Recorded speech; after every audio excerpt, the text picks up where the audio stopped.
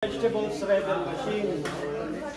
Ito pwede ito sa mga gulay-gulay, kamote, kamuting kahoy, pwede dito sa mga dahon-dahon, na gusto nyo i-shred, tapos ipakain sa baboy. I-test natin itong kamuting kahoy ninyo, tapos yung saging.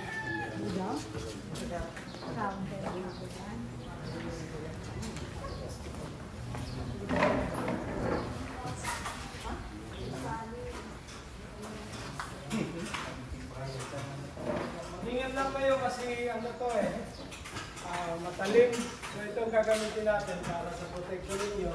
Make sure na hindi paglalaban ng mga bata, bawal ipasok ang kamay, gamitin nyo ito kung gusto nyo i-push ang material na gusto nyo i-shred. Gaganon lang siya. Kahit i-ano niyan, i-push ninyo, dahil may protector tayo dito, mag-direct lang. Hindi safe ang kamay ninyo.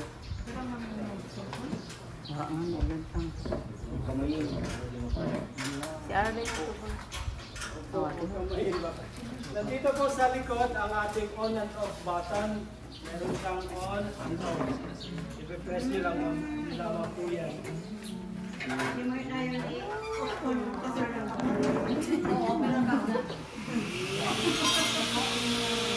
Mampo, ayun natin ha.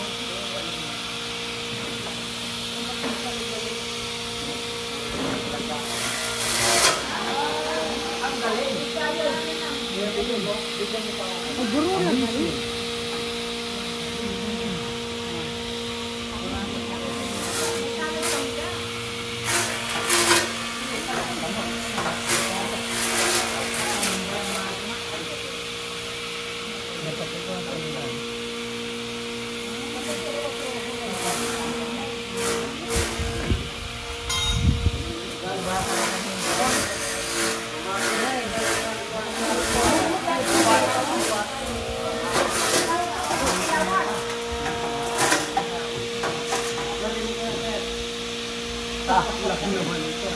Gamay masarap lang natin ito ha.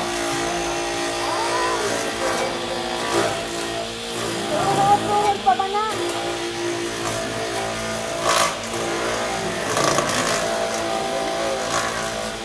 Galing. Parang malilimbak lang. Parang ano na siya? Parang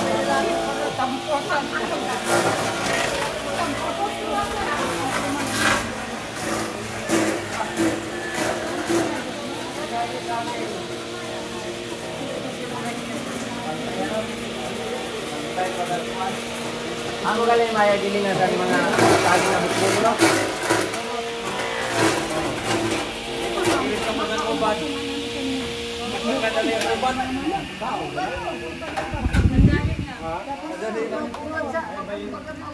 So ito po ang finished product niya. So actually ito pwede nyo gamitin ito para sa mga nanay kung gusto nyo gumawa ng banana chips. Pwede nyo. Tanggalin nyo lang itong yung balat. Tapos i-dry nyo. Kasi manipis siya. banana chips. Iyon kasama. Manipis siya kanipis. Ganito siya. Deliver ka unos sa padi. So,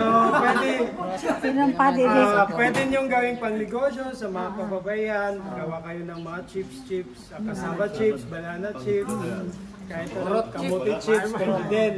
Pwede din diretso ito sa mga babuyan ninyo, pakain sa baboy, pwede din ito.